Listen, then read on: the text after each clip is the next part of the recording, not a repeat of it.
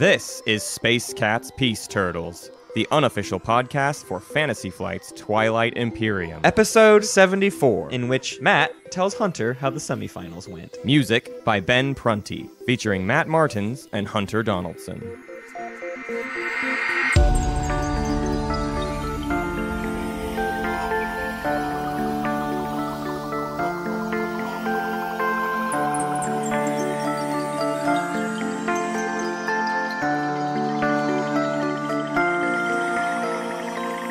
You know, I do miss the faction strategy guides just because we got to start every episode being like, let's talk about theme. And we had like a really good bit time to hang out in for the first bit. And it was on brand. It was like on topic bits, you know? Yeah. We haven't done that many on topic bits in a while. That's true. I mean, the show evolves and changes as we're in different arcs of the show. Right. And this is the kind of more freewheeling time. Yeah, right. But I feel like structure is just around the corner, if you know what I'm saying. Yeah. I think so. I think once this tournament is over, the show can return to maybe more of that feel. But right now, we're just, we're bogged down in all this. We're just tournament keeping up. business. The themes of all these episodes are, okay, we just sat down, go. All right, I don't know. Yeah. Everything happened all at once, and then we had to record the episode. Yeah. Lately, it's just been about keeping our heads above water. We were just talking, actually, like let's not be silly. Let's just be honest about something that I think was interesting that you said earlier. Now, when we record, it feels like it's been like a year since we recorded the last episode. Right. And that's because we are now, even though we both have jobs and significant others, we have been kind of in like a permanent Space Cats Peace Turtles mindset for months. This entire year. Yeah, like for thus the entirety far, of 2019 has been soaked up with nonstop TI thought. Right. And I'm not trying, like, obviously, it's kind of weird for me to say that. I mean, I missed 2 of the semifinal games, mostly. However, what I mean by that is it has been a constant thinking about, talking about, planning, figuring out stuff, trying to figure out scheduling all the time. Right. It's never left. It hasn't left. This show has not left my thoughts basically since 2019 hit. Since this year started. Right. And I think that's just really wild. Yeah, it is. Today we're gonna keep doing that. We finished the semifinals. We did 1 game last week, but we didn't want to talk about it on the show because there was only 3, so we can cover 3 games in an episode. We've done more than that in one episode. So we're gonna cover all of the semis. So from this point forward, you can consider it Spoiler Town. Welcome to Spoiler Town, where spoilers are vast and varied. Yeah, and sorry, this episode does not have much of a non-spoiler component. No. This one's literally just about the semifinals kind of in its entirety.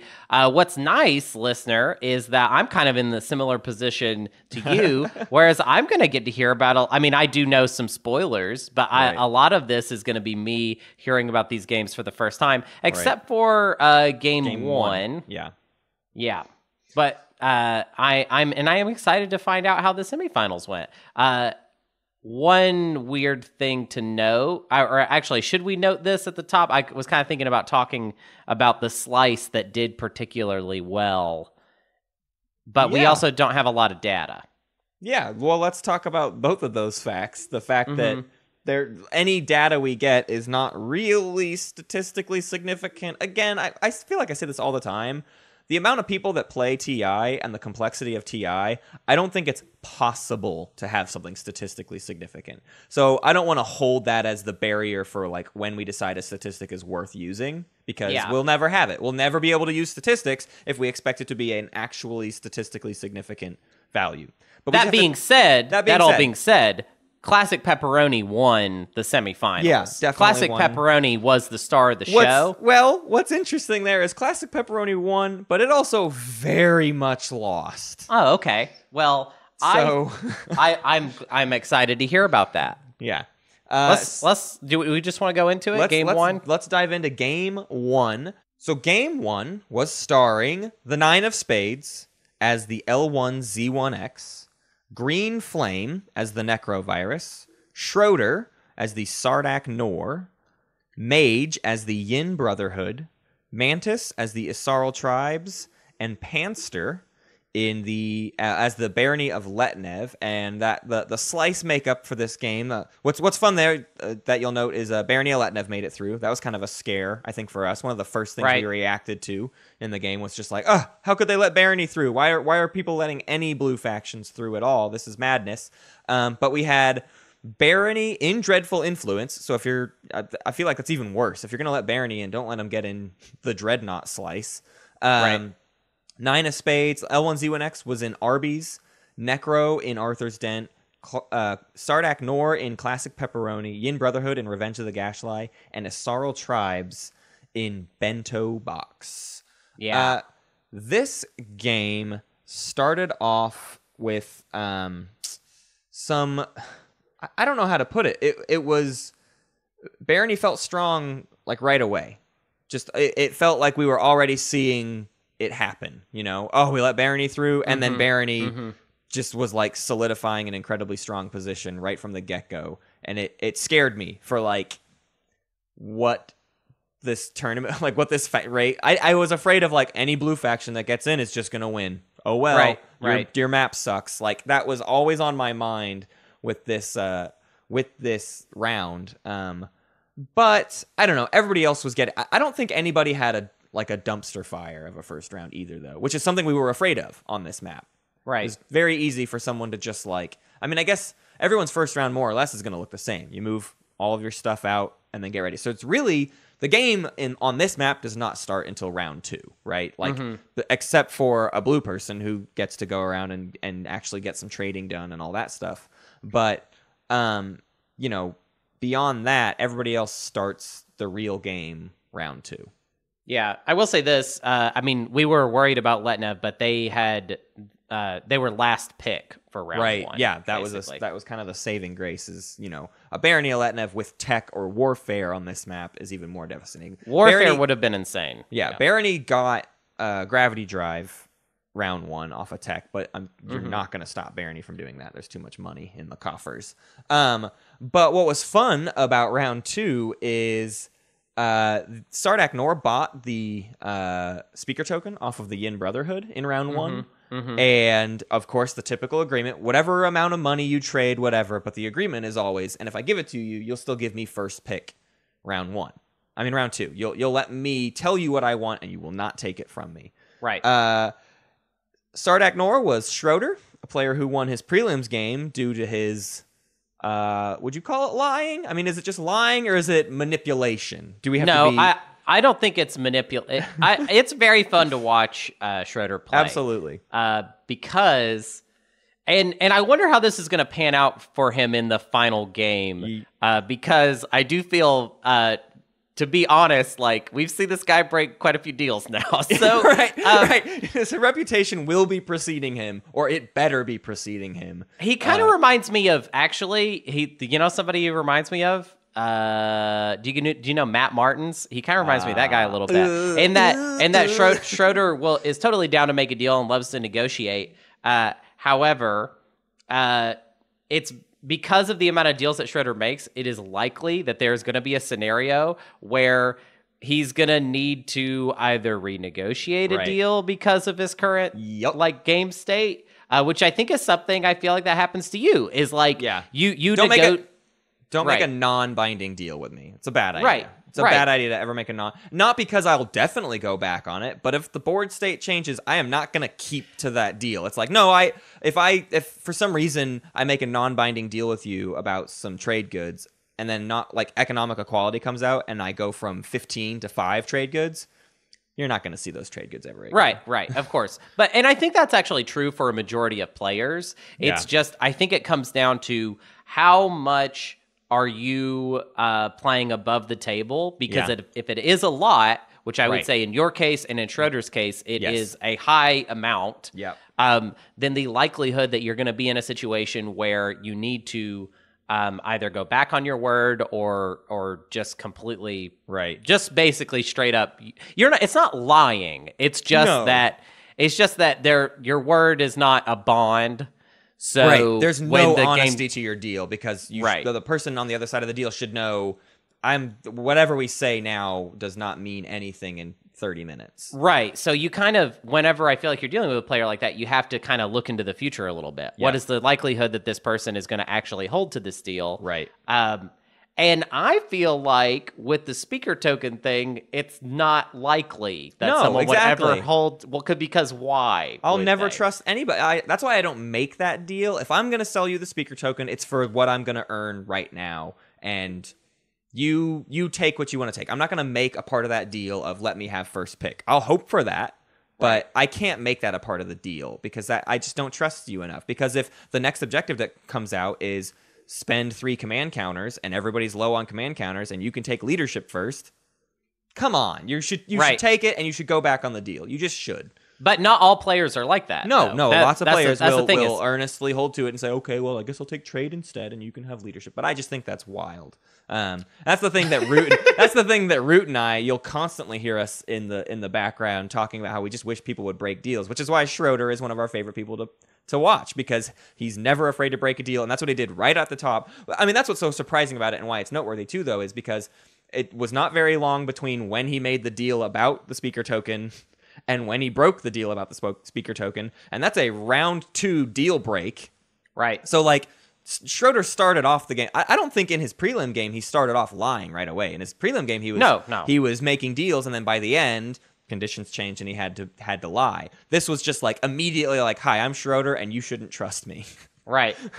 Which was, and he's playing Sardak Nor. It was very exciting. Yeah, it was ballsy. very exciting. But he's in classic Let's explain pepperoni. that we've actually danced around it a little bit. Like so Mage wanted Warfare, right? Is that how it went down? I believe it was that. I didn't specifically write that down, but I'm pretty sure it was Mage needed Warfare. Actually, I probably do have it. Get it? Because Sardak Nor did take Warfare round 2. Yep. So yeah, Mage needed Warfare as the Yin Brotherhood to use their carrier. They have 2 carriers. They want to get stuff around. They wanted to move all over the place, and yeah, Sardak Nor took Warfare straight from them.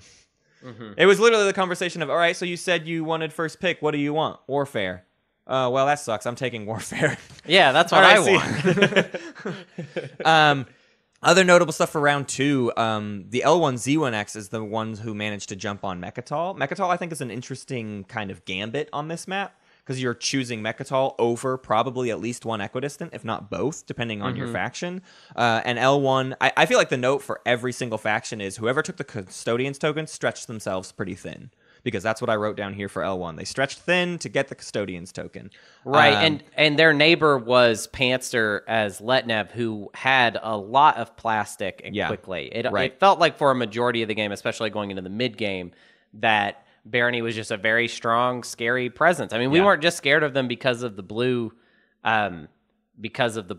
I feel like Panzer in general has a play style of like having leverage over people because of superior. It's, I don't know, a rude way would be to say that it's like he's more on the space risk side, but not in a mean way. And like I could see Panzer being like, I'm going to focus on building up. I'm going to get plastic on the table, and then we're going to focus on victory points. Right.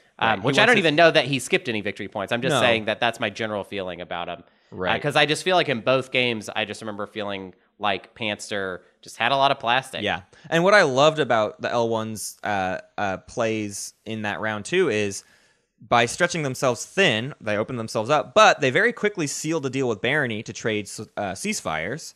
So they had protection there, and they had Diplo that round, and I think the main reason they picked Diplo is so that they could jump on Custodians, because lots of people were close enough, so they were just like, I want to get there right away.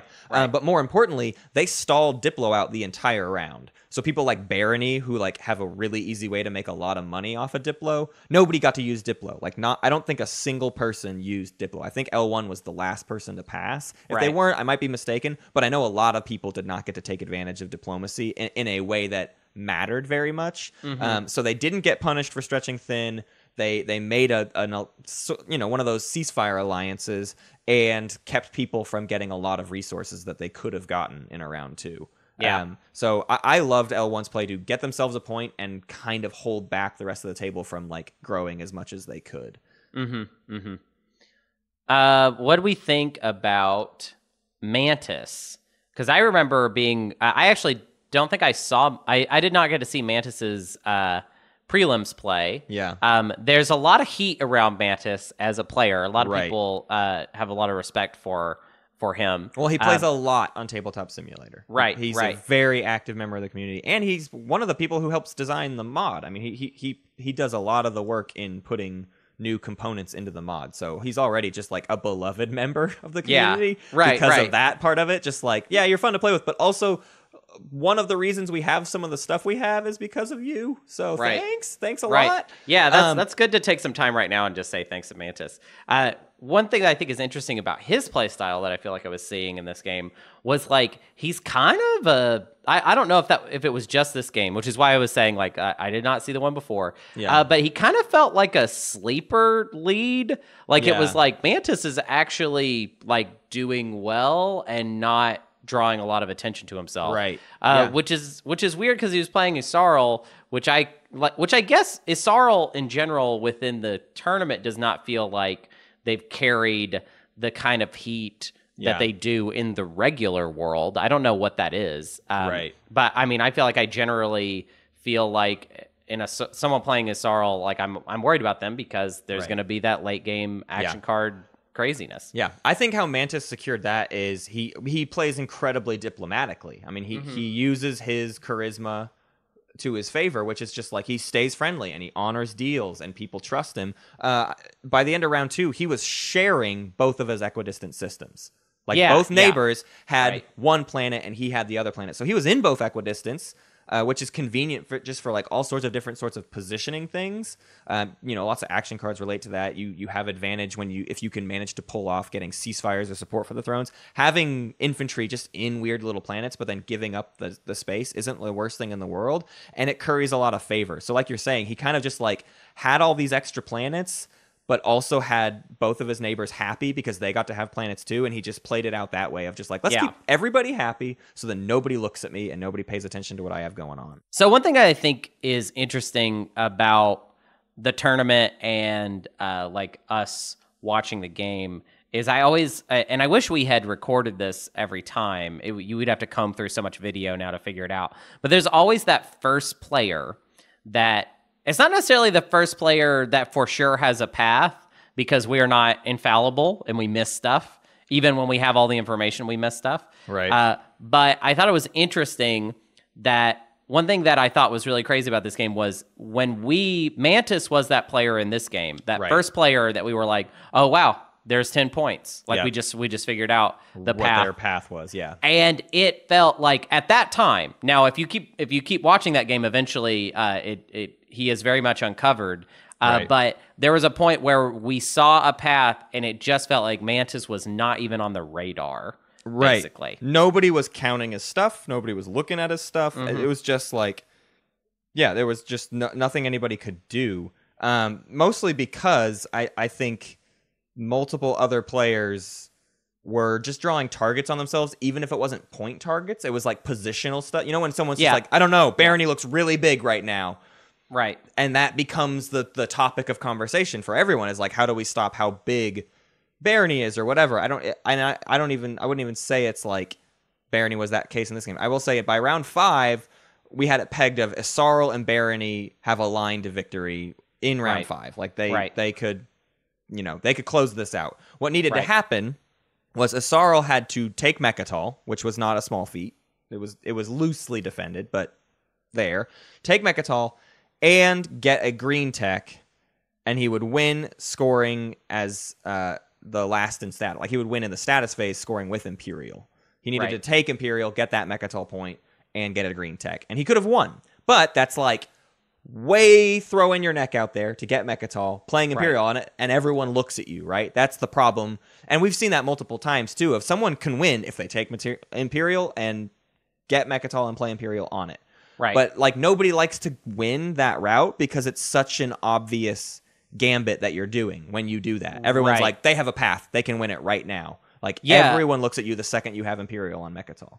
Yeah, and in fact, I feel like we need a term for, like, I feel like we've touched on this a little bit in the past, but just the idea that, so like if you are that player and you have Imperial and you're going to basically have to telegraph to the entire table that you have a path to victory, the likelihood that there are certain action cards that are definitely in someone's hand and it is going to get played on you. Right. That is a very real thing. Yeah. And that, I think, is one of the main things that, like, you know, when people talk about the classic Twilight Imperium way of being like, oh, so like there's the leader, but the leader doesn't win. It's always like second. Right. It kind of relates to the brown hat thing where we're talking about with the smurfing thing, which I think I feel like I love that thing. And I've been thinking about it a lot actually since the last episode.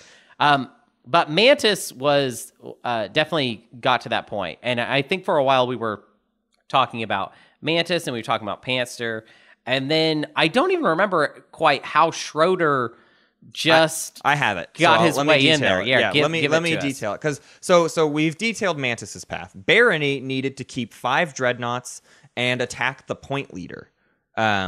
Which was kind of was going to be an interesting thing for them to try to time out to win a combat again. They needed to spark a rebellion. Yeah, spatially it was going to be difficult. But what happened was,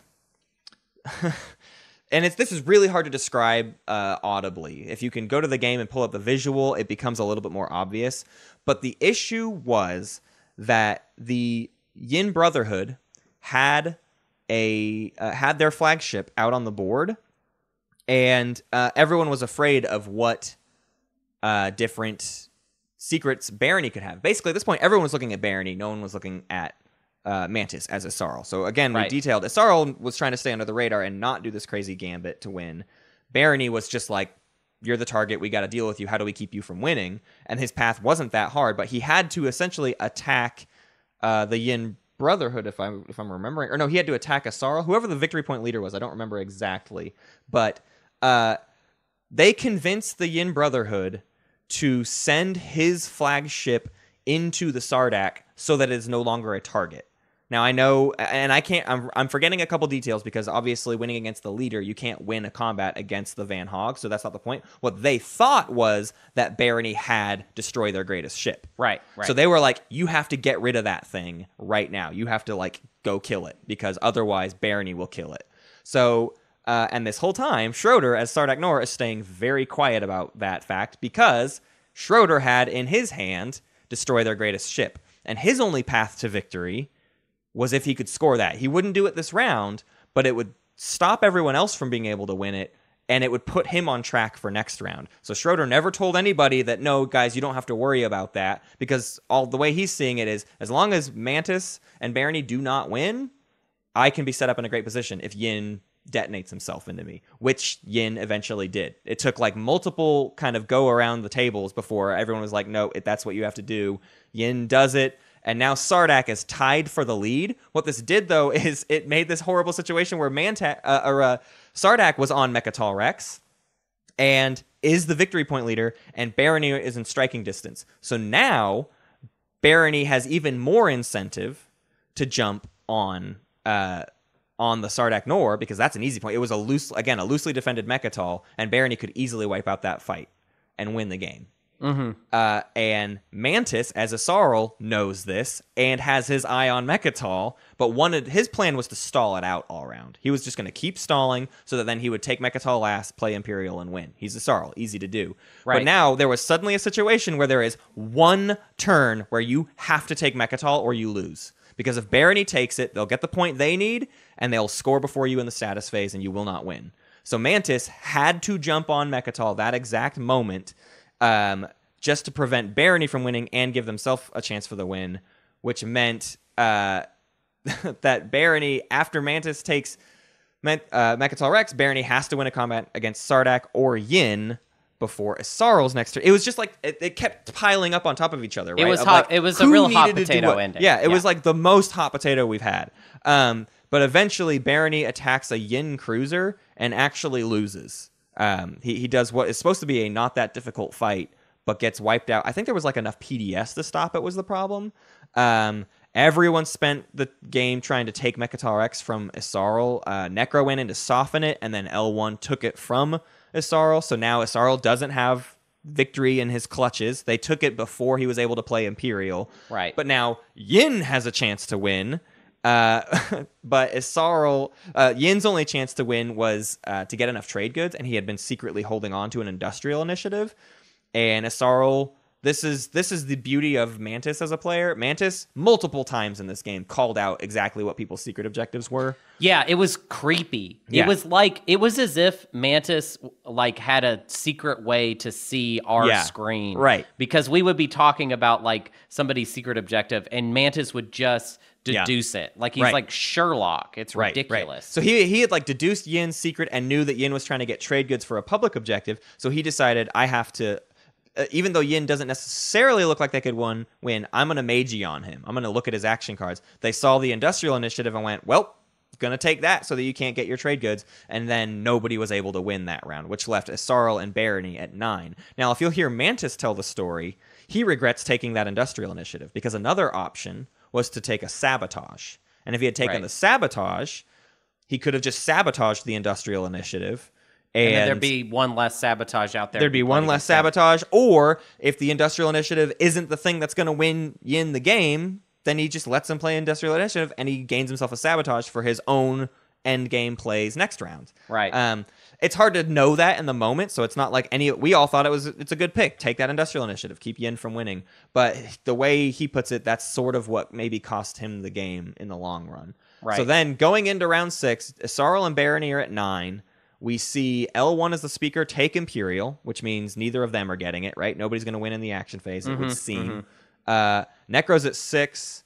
Necro takes Warfare. Sardak Nor takes Diplomacy. And how many times have we seen the player who ends up with Diplomacy being the one who wins the game? It's so interesting that Imperial seems like the best choice because you can score during the round.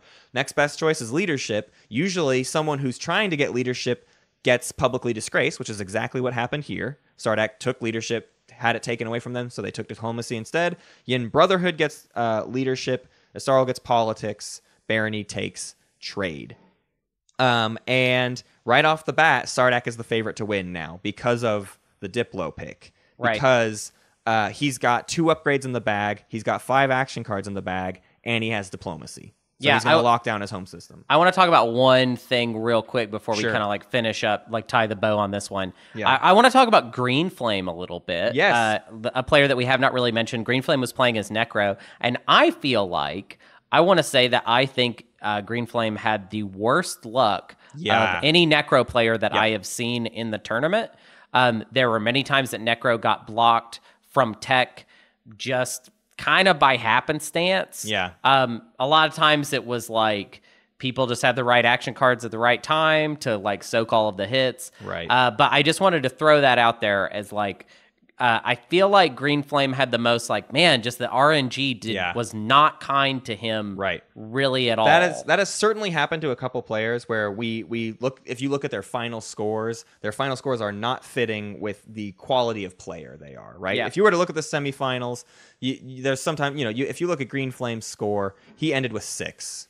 Right. So did 9 of Spades. 2 players ended with 6, but both of those players I would not describe as something where it was like, oh yeah, they weren't on the same level as Mantis and Schroeder. Absolutely not, because some players at the table just have to get unlucky. That's kind of how TI goes. 9 of Spades, in fact, actually had one of my favorite fervent. I almost said fervent. Had one of my favorite prelims wins as Yin. He was like, he played as Yin and had like no ships for like half the game. Yeah. And like one still, it was very fun. That was a very fun game. I forget which prelims game it was, but it was very cool. You should check it out. So I want to talk about, so Mantis was doing his Sherlock thing, correctly deducing all of the secret objectives. And he correctly deduced what Schroeder's secret objective was to win, which was the action card thing, to discard 5 action cards. I believe Schroeder had 6 action cards in his hand. That's correct. So that meant Mantis, having Magion, could not by himself stop Schroeder. Right. However, he was like, I will specifically... I just thought this play was such a funny, like, really cool. I'm not saying it's particularly genius to even note that you could do this, but this was all built on the fact that Mantis was able to deduce it. Yeah. His plan was, I will give Green Flame Necro, I will give Necro Magion, Right. and then we will both Magion Schroeder, and then he will not be able to win. Right. And if Green Flame had agreed to that plan, Schroeder would not have won. And I'm pretty sure at that point, because I'm pretty sure initiative order wise, Mantis would have won if Schroeder hadn't. And I might be pulling that out of nowhere. Well, or was it Panster? So Yin was the initiative priority, but Yin had kind of the worst chance now to get just the hardest point. Sarl, Mantis had options, so Mantis was kind of a next option, but even his was a little bit slow going. I think Barony was the next favorite to win. Yeah. So it was really deciding between Sardak and Barony, if I'm remembering right. That could be wrong. I just think that was such a crazy moment in that game that someone would be like, okay, so here's how we stop this player is we both use Magion on him. Right. And there's just no counter to that. I mean, there's no counter for Mage. If someone uses Magion on you, they get to do done. it. Yeah. Yeah. In fact, I definitely am getting that wrong. It wasn't Barony with the next option, but what ended up happening was Green Flame just said, I can't do that. It feels king-makey because Green Flame didn't have skin in the game, right? It wasn't, he wasn't on the radar win. There were like 4 players and one of them was going to win. They didn't know this, and this is kind of always my defense of king-making, or defense against people talking about win-making. But it's just that like you don't know that everybody has it for certain. But in this one, they pretty much deduced it out. And what was really fun after that then was Schroeder, to try to secure his victory, made a really interesting deal with Yin at the end of the game, which in any other circumstance would feel just straight up dirty. I mean, would feel like an absolutely disgusting play. But what it was doing at the meta level was fascinating, and Mantis's meta play against that was even more what happened was they went from a tactical board game king-making situation to this weird meta king-making situation. So, and I am probably going to forget some of these details. You have to watch the end of this game. It is like the weirdest puzzle developed by mankind. Sardak Nor decided, if you're going to make me lose my action cards, this is before Green Flame has officially said no. He says, well, if you guys are going to make me lose my action cards, I'm going to do a support for the throne swap with the Yin Brotherhood. I believe the Yin was at 8. This would put them to 9. What that did was Yin was 1 point shy of winning the game. Right. Not in that moment, but during the status phase, they would be able to win it if they had 1 more point. Maybe they were at 7. It was probably they were at 7, and they could score the 2-pointer, but they had no 10th point. And so Sardak Nor said, if you all are going to make me lose my action cards, I'm going to support for the throne swap with the Yin Brotherhood, which would put Sardak at something like 8 or 9 himself, and maybe because he's also up a point, he doesn't need the 5 action cards, but it still means Yin is scoring before him. So technically, unless they don't stop Yin, he could still win. Like if they stop Yin, he could still win. Right. So it's not king-making. He's not just saying, I'm giving the Yin to win. He's saying, I'm leaving my options on the table if I do a support for the throne swap with Yin. To which Mantis responded by, they knew that the Yin Brotherhood needed 4 industrial planets. And this is where I'm really going to mess it up because it is so heady what happened. But Mantis blocked off one of Yin's options, but left another option completely wide open. And was like, here's the red carpet. Come take this industrial planet. But if Sardak Nor is going to do a support for the throne swap, I'm going to make it even more uncomfortable for you. I'm going to make it an even more obvious king-making situation. Like, to counter Sardak Nor. Oh my God. So the issue was Yin had a slim chance to getting the industrial planets he needed. And Mantis is saying, I will make that easier so that you don't need Sardak Nor's support for the throne. I'm going to, here's the red carpet, here's the industrial planets. Don't take his support for the throne. So like 2 people sort of king-making against each other to both give Yin the game that was all predicated on Green Flame also king-making. So it was like a 3-way king-making non-alliance. And it was just like the weirdest the weirdest play from everybody, but brilliant. And in the end, I mean, it was finally decided on just Green Flame couldn't bring himself to enter into And that. you know what? I like Green Flame is so right. Like Yeah. that is totally the right call in that situation, because if the only reason to interfere in my eyes in the 11th hour is because it will result in you having a shot at winning. Right. And it just sounded like there was not, like, if you are in what is going to be the last round of the game and you know for sure you need another round, which is not like, I know there's a lot of people that say like, oh, never give up. No, you can look at your hand and see that you need another round. Right. And that there is not a way to get another round out of the game. Yeah. So I totally stand by that. Like, there are totally situations like that. People are going to say, like, no, but what if everything lined up and everybody messed up and then there was suddenly another round? That's wild, and it will happen sometime, but I do think Green Flame made the right call. Sure. But what's also different about this, too, is not only is it everything you just said, but the action they were requiring Necro to do wasn't even something that would do anything for them at all, right? Yeah. There's a difference between go take their home system, get a positional advantage, you'll help the table out or whatever, or there are things like that where it's like you're not hurting yourself, you're helping the table or whatever. This was just straight up, I take an action card from Sardak so they can't win. That's it. That is the only thing my impact does. And I think the thing that made Green Flame even more uncomfortable with it was how they had to go about it to get it. The fact that Mantis had to sacrifice a ship to Necro so that he could even... Like, Necro didn't already have Magion. It was not in Necro's plans to get Magion. They were across the map from him, and he was just like, that's not a tech I'm going to get. And Mantis opening that up purely to stop Sardak from winning, that was just where he had to draw the line. It was funny because he even took the tech. He did kill the ship and take the tech to leave his option open, but it was while he was like still milling it over, and he spent a couple turns being like saying, I'm not doing it right now. I'm not doing it. I don't know. I don't feel like I can do it. And finally made the call. And that was more or less when the game ended. And see, that's smart too, though, because to me, it just, if I was in that situation, I would want to look at everybody else's game and see where they were at, and just see how much crazy stuff has to happen. Well, that's you know what I mean. Yeah, I agree. That's what's really great about it too. Is there's plenty of lying that's already happened. So for everyone to say no, it's definitely going to help. It's not necessarily king making. Green Flame took the time to figure out what the actual path to victory for everyone was, and when he saw that yes, someone definitely will win based on my action.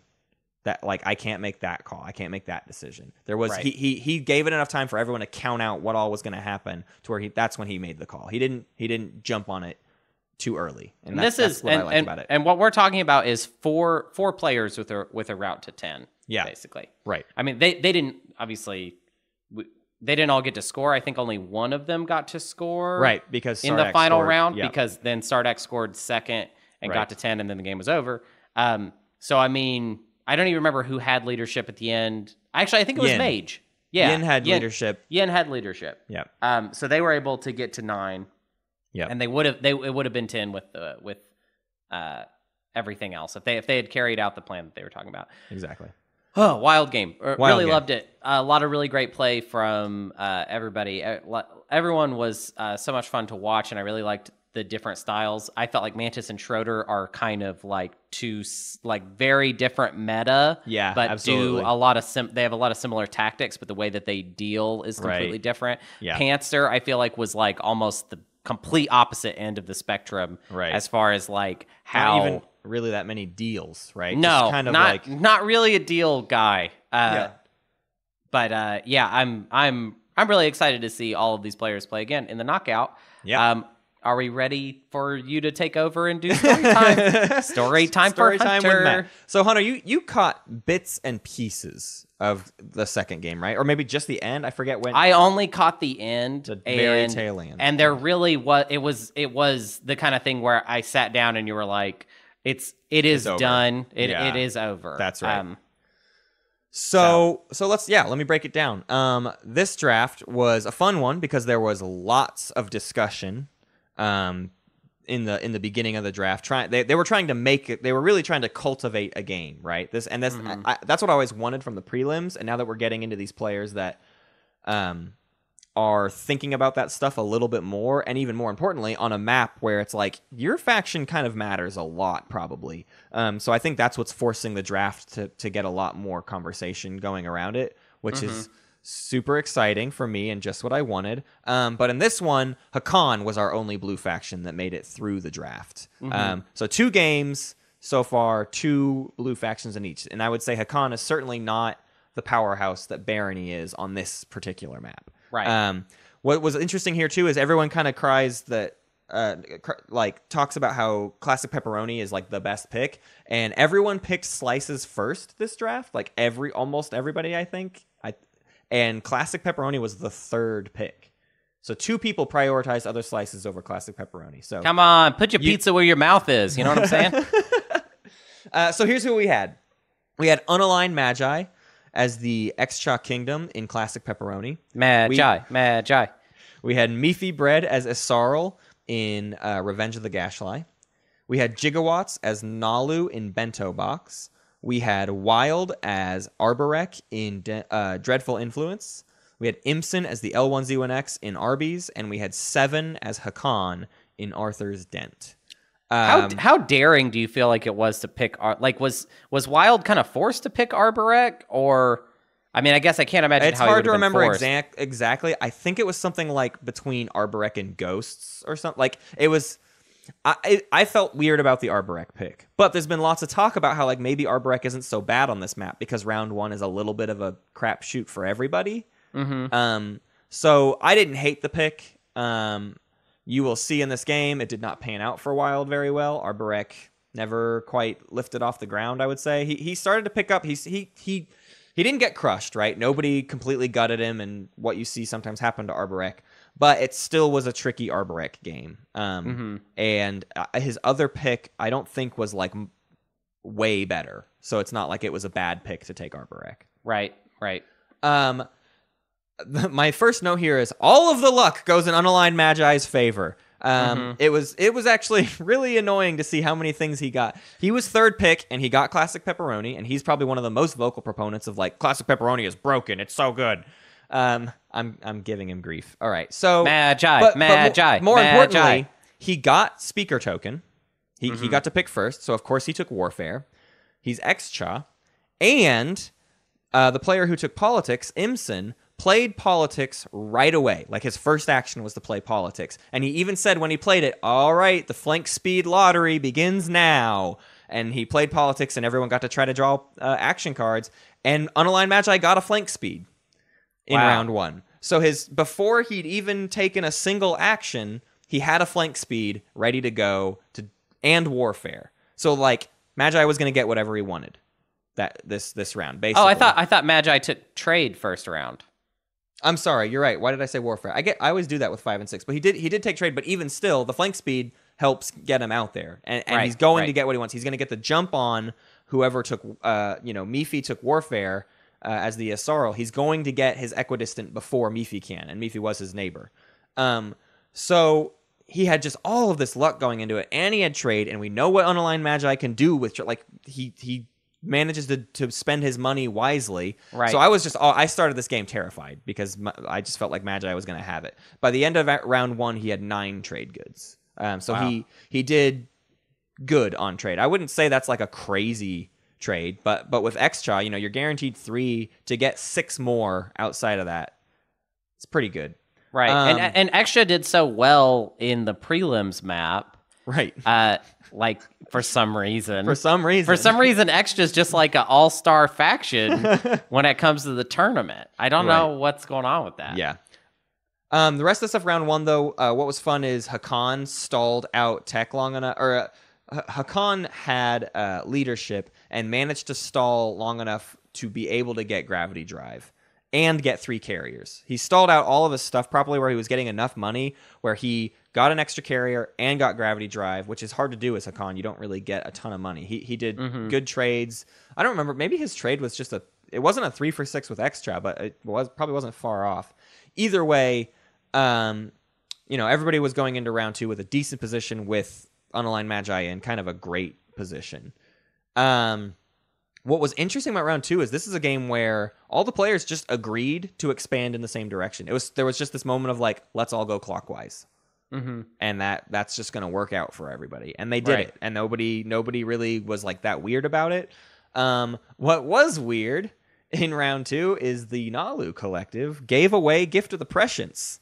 Whoa. To 7. And 7 said, hey, I want it, but on the and this is going into our speaker token conversation from earlier, but 7 said, I want it, but I want it so that I can use it next round. That's my plan. I'm using it next round. You'll get it right back. I guarantee it. So he got Gift of the Prescience. And going into round 3, Hakan did not use Gift of the Prescience.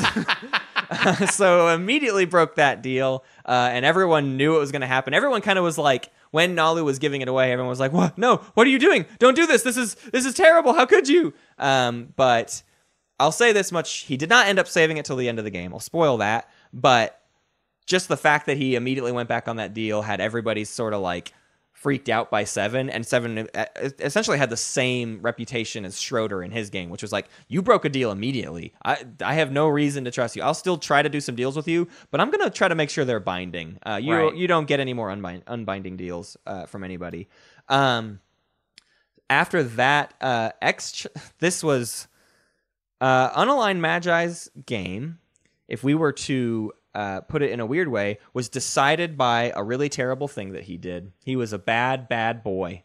Unaligned Magi. Wait, I didn't know this. He did something bad? He was an evil... I think I told you about this, but he did an evil thing. He made a deal with Asarl, which was that Asarl wanted to move into a space and not have Xcha's PDS fire. And it was happening... It is Asarl's turn, and Asarl says, Xcha, if I move into this system, will you not fire at me? And Xcha says, sure, I won't fire at you if you give me 1 trade good or 2 trade goods, whatever it was. I don't know. Some amount of money. Give me some money. I won't fire my PDS. I think it was 1 trade good. Asarl then activates the system, moves ships in, and Unaligned Magi says, okay, I'm going to fire my PDS and I'm going to activate Graviton laser systems. Oh, God. And that was legal because... And Asarl said, what are you talking about? We just made a deal. And Unaligned Magi said, no, that was a non-binding deal. If you wanted it to be binding, you should have asked me to do that after movement. Mm-hmm. To which Asarl said, cool, I don't trust Unaligned Magi ever again. No more deals with him. And it wiped out Asarl's fleet and set Asarl back a huge amount. I mean, that was like Asarl's main fleet that got completely knocked out by 1 PDS roll, basically. Love it. It's the tournament, baby. Right. Well, that's what Root and I were saying, is like, that's dirty and that's evil, but that's what we've been begging for like 19 games, 18 games, is like, someone break a deal. Come on. Have the chutzpah. So lots of other movement, lots of positional stuff. Nalu took some space over Lodor from Xcha, kind of jumped around to get in their slice. Everyone's taking stuff from each other. Some of them is offers. Some of us just like, nope, I'm taking it. I would say this game was categorized by more aggressive behavior than deal making. More just like, I'm taking this and we can work out what that means to you, but I am going to take it. So let's move on from that. That happened a number of times. Asarl eventually took Mechatol Rex from the Hakan.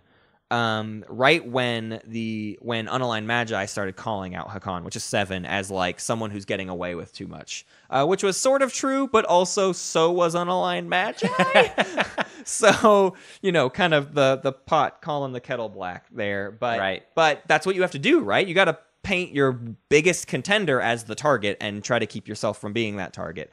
So by doing that, L1 started to dig into Hakan's slice, and there was a fun agenda where 6 riders got played on wormhole reconstruction agenda. But the thing that decided it was the fact that Asarl played a politics rider on it, and they basically just could not allow the speaker token to move. So a politics rider sort of decided a bunch of other people's riders. And we started to get into this situation. So after round 4 is where we're starting to look at the hot potato, right? Every time. Round 5 is where hot potato starts. Right. There was a really, really long strategy phase because Xtra was tied for the lead and with Hakan, and Hakan had Spark a Rebellion, so now Hakan now had a target for Spark of the Rebellion, which they didn't for like 2 rounds. But everyone was trying to figure out what points they could block. They were in the strategy phase deciding what did they need to be able to block everyone else from getting points. Oh, they were doing strategy in the strategy phase? They were doing strategy in the great. strategy phase. It's an interesting new development. But they were both looking at Xcha and Hakan, and just all the other 4 players were saying, what do each of us need to take to put Hakan and Xcha in their place? Which was, it was interesting to finally kind of see something like that, where it's like everyone decided. It wasn't just, let's all attack Hakan. It was like, there are 2, and we have to stop both of them. What can we all do to do this? So Xcha was in this situation where if Xcha had taken Warfare that round, they actually could have won. But it's, again, another situation where it's one of those slightly long shots, and Magi, wants to take the safer path to victory and just hope that they end up in a good position round 6. But if they had taken Warfare had some trade goods on it, and those trade goods wouldn't have been enough for a stage 2 public objective, and Warfare would have given him the access to do the amount of actions he needed to do to score his secrets and win him the game. But again, that's sort of like I have to really just go for it.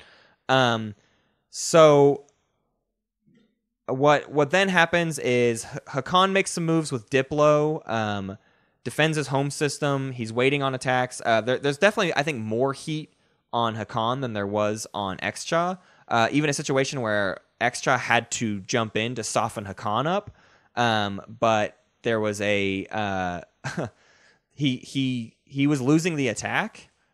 He jumped on Hakan. Hakan had Spark a Rebellion. The only player he can Spark a Rebellion against is Xcha, and Xcha just launched an attack into Hakan and got really bad dice rolls and was losing the attack. But what and Root and I were freaking out in the commentary. We were like, why did he need to do this attack? It wasn't good enough in his favor that he should have done this. But what we weren't realizing is he was also pocketing a skilled retreat. So as soon as the fight went too far south, he just skilled retreated out, and because skilled retreat ends in a draw, Hakan did not get to Spark a Rebellion against Xcha. And that was like Hakan's last chance to do any combat that round. Hakan had gotten so sequestered into their slice that he really only had 1 fleet, and it was locked down in his home system, more or less. Or that in New Albion, I forget. But he didn't have a chance to do a follow-up attack. So a really clever play from Unaligned Magi to listen, I can get in there, but I can also prevent him from winning a fight against me if that is his secret objective. Mm-hmm.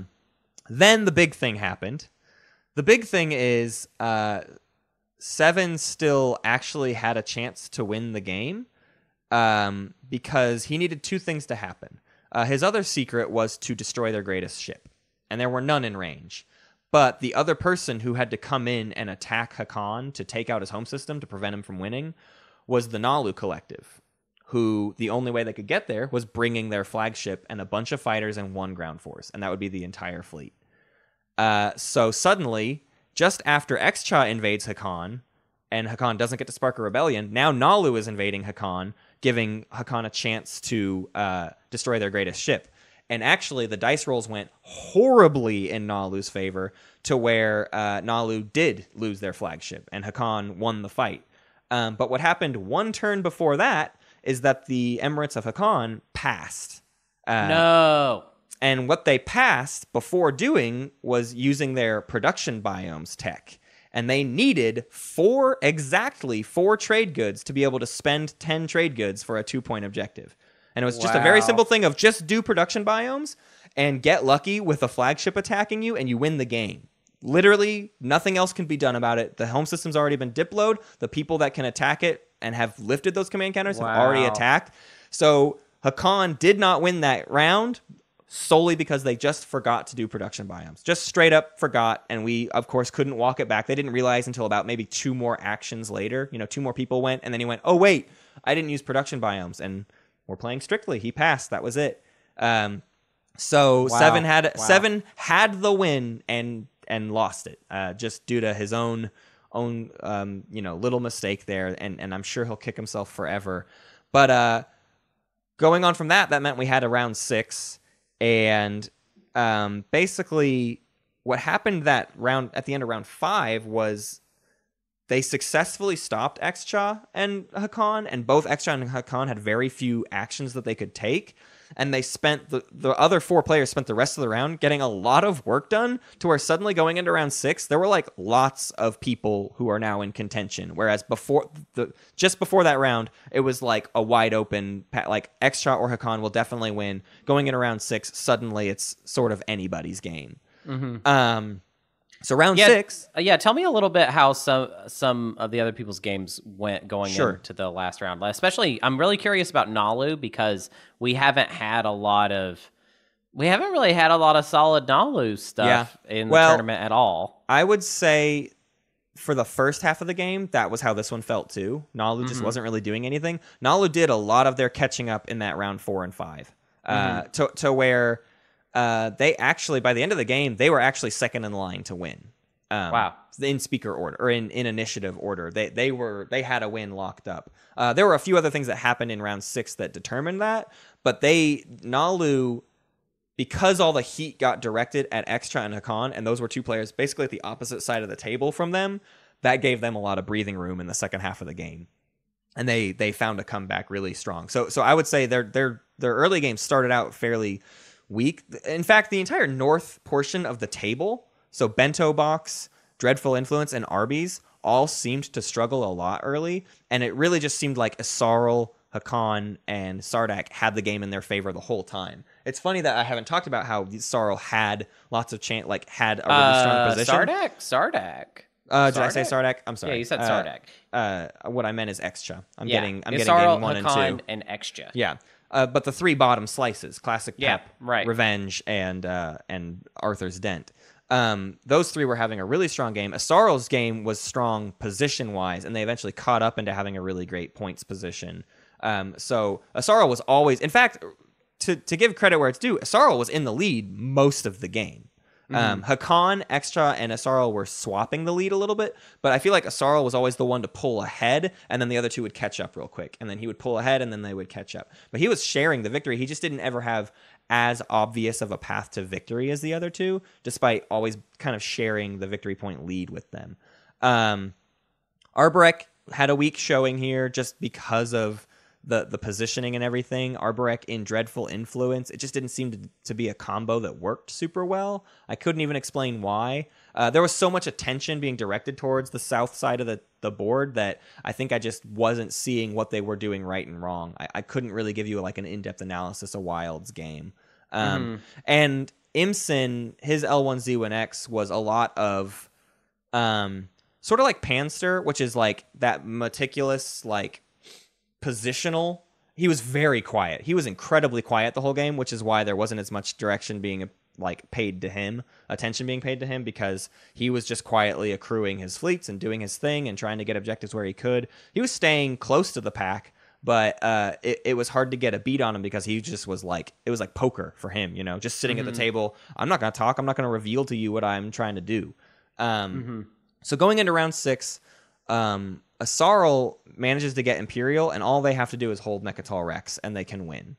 But the table, nobody's paying attention to that. Like, that's literally all that has to happen. Asarl wins on their first action. They play Imperial and win the game. Wow.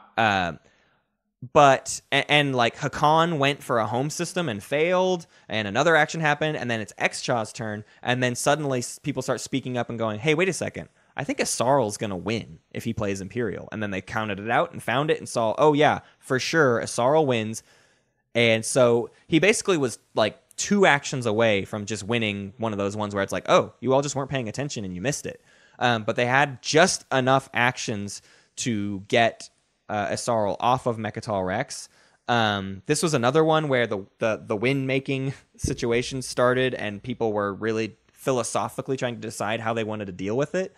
L1Z1X didn't really want to do anything to stop Asarl, didn't feel like it was his fault. In reality, Arborek had the most reason to jump on Mechatol Rex, but they spent their first action building in their home system rather than jumping on Mechatol Rex. And they had the biggest fleet adjacent to it and like a lot of reason to want to take it. I don't remember if I think they had control Mechatol Rex and have 3 ships above it. 3 ships, yeah. That I may be mistaken there, though. That might be somebody I feel like you said that yeah. already. Yeah. Either way, the L1 was pretty open about being like, I'm not really interested in getting a part of this win-making thing. Like, I'm going to focus on my stuff. I don't really want to deal with it. But the table talked him down because they proved that it's like, no, seriously. It's just, the game is just straight up over if we let Asaro get to their turn. So begrudgingly, L1 said, fine, I'll be the hero of the table, and no one's going to pay me to do it, and I'm just going to, like, throw my game to help everyone else and take Sorrel off of Mechatol Rex. And they did. And this just opened up a path for Extra to have a victory. And Hakan needed to basically reinforce 2 influence to be able to secure their win. And it turned into another situation where there was a second attack on, I believe, Hakan's home system. I don't remember what they were trying to do, but there was another thing L1 could do. And L1 finally said, I don't care what the outcome of this is, and I'm going to be very vocal about what I'm doing, and I don't care if this king makes. The point on the board is to control someone else's home system. I'm in range of Hakan's home system. It looks like Hakan maybe can win. I can't really do anything about Extra, but I can further my victory by taking out his home system. That's what I'm doing, and I'm not going to listen to anything else. Because there was basically 2 rounds in a row where L1 was just like everyone telling L1, hey, with all your big scary fleets that are in really great positions, can you stop the leader for us? And he just spent the whole time doing that with his big fleets rather than like getting to win for himself. So he finally said, this one's for me, and I'm doing it, and whatever happens, happens. And that sort of secured the win for Extra more than anything else. Was just that, like, taking out Hakan meant nobody else really had stuff in range. Extra's ending position was amazingly strong, though. He had his flagship right there in front of his home system, protecting everything else. Full network, full PDS full network. PDS network. If any, what had to happen to Extra was you would have to have taken 4 planets from him to take enough influence so that he couldn't spend 16 influence. And all of his planets were defended by, most of them defended by 7 PDS shots on a 5, and then a few with like 4 PDS shots. So it was just like, no, and nobody had fleets big enough to combat that. So it was very quickly obvious that it's like, oh, to stop Extra would be impossible. However, that being said, they did have, and I forget the card it was, but they did have a path to stopping Magi at one point. And do you remember what card it was? They were calling out an action card that they needed someone to play. And somebody was like, I can play it on my turn. And it was going to stop Magi from winning. Oh, okay. Maybe I can't believe you don't remember this, because this was because this is like the only thing I really got to see. So I sat down, and basically they all knew that Magi was the one that needed to be stopped right now. They had already stopped Isarl, and I had just seen L1 take Hakan's home system. Yeah. So it just felt like kind of everybody had the game thrown off for them, except for Magi is sitting pretty with Extra. Right. And they're trying to find a card. I wish I remembered what action card it was. But then on Magi's turn, he plays Focused Research and researches Instinct Training. And when he researched Instinct Training is when they were like, well, that's game. Yeah. That was it. That was the final nail in the coffin. Yeah, and because that was what was scary for us was the whole thing was like, oh, don't spend any trade goods, though, because you sort of need everything you can get. He had a little bit extra, but if he lost any planets, he wouldn't have that to fall back on. Maybe it was Unstable Planet. It might have been that one. It may have been Unstable Planet or something like that. But yeah, by Magi saying, you know what, I can sacrifice the 4 trade goods and ensure that they cannot take any planets from me or take any influence from me or whatever. So yeah, whether it was Unstable Planet or something else that just exhausts planets or something that maybe an unexpected action to let someone get closer, I don't know. Oh, I think it was an unexpected action. I think it was unexpected action. Yeah. And he was able... Yeah, it was. It definitely was. Now, I'm remembering. I think it was Nalu's maybe. Whoever. Regardless, yeah, they were able to just completely stop the unexpected action from happening, which secured his victory. So good game to unalign Magi. Yeah, and Magi, right? But holds true. But the thing I was impressed by just a little bit that I caught was that, and Magi is really hard to read in a game. Yeah. He does a very, like, sometimes he makes it sound in his voice like he is scared that he might lose. Yeah. So sometimes I don't know. I think he takes every moment very seriously. Right. And is afraid of every threat. So there was a point where it seemed like, oh, I don't think he has an answer to this play. If they use unexpected action, I think it's done. And he seemed scared. It seemed like he was shook a little. And then it gets to his turn. I think I know what it was. So he thought, I know what it is. So he probably saw that, I can just research Instinct Training. Everything will be fine. But if they saw that, which they probably did, or I don't know. Actually, I guess they did not. I don't think they did. They knew he didn't have it.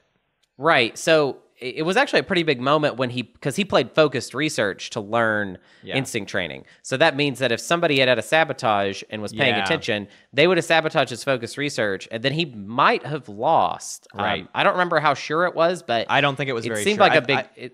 It seemed like a pretty big deal, though. I think the unexpected action was a gambit, and I don't think it would have won the fight anyways. Okay, but it was certainly their only option. So for him to secure his victory, I think that's the thing is Unaligned Magi doesn't like to leave things up to chance. So if there is any chance that he might lose, he's in somewhat panic mode. Not to say he's a panicky player, but you're going to hear that in his voice. He's like, no, I got to figure out I have to turn this into a non-zero, or I have to turn this non-0% chance into a 0% chance that I'm going to lose. Yeah, it's just funny because sometimes I almost feel like it's an act. Yeah. Just because I've seen him now in that situation, and then when it's his turn, he does this play, and I'm like, well, what were you scared of? Yeah, what were you so afraid of? Yeah.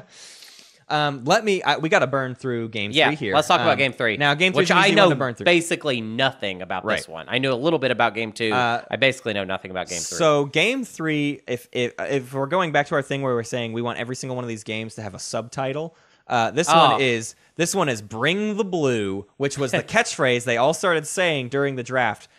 Kraken came out of the gate saying, "Guys, I don't see any reason why we need to try to pull off this no blues and then let one blue faction in. Let's have a powerhouse game. There's 6 factions. Like, why not let them all be good?" And the rest, everyone else went, "Yeah, let's bring on the blue. Let's bring the blue." And everybody nominated blue factions. The only one that got banned was SAR, which I think is totally fair. SAR could really easily run amok on this map. So if you're going to ban any blue faction, it probably should be that one. But let's talk through who got in. We had Vaunt as the Necrovirus in Dreadful Influence, Janor as the Jolnar in Arby's, just worth noting. Second time Janor in this tournament got Jolnar. Oh, wow. He won his first game as Jolnar and got them again. And Jolnar has only been in like 4 games, and he's half of them, or what? I don't know the exact number. And his name is Janor. And he's the Janor. So then we had John as Soul in Arthur's Dent. Space Wizard as the Barony of Letnev in Classic Pepperoni. That was pretty scary, seeing Barony in Classic Pep. We saw Kraken as the Emirates of Hakan in Revenge of the Gashly. And we saw Mlazuski as Nalu in Bento Box. So this game started right out of the gate with Hakan doing a research agreement for trade convoy swap. That was his first action, was, hey, Jolnar, I want research agreement, and I will give you trade convoys. And so you can deal with everybody at the table, which I think is a bold and not great move for Hakan, right? Yeah. Because Jolnar has a lot of bargaining power, and the last thing you need is for Jolnar to have bargaining power with every single player over you. I don't think it's horrible. Okay. No, let's talk through this one a little bit, because I do I want to throw out some stuff on either end. I will say this. I don't think it's a bad play overall. I think it's a bad play maybe round 1, or a questionable play. I'm not going to say anything is for sure bad. Well, I will. Sure. No, some things are bad plays, like diplomacy round 1. What are you saying, Hunter?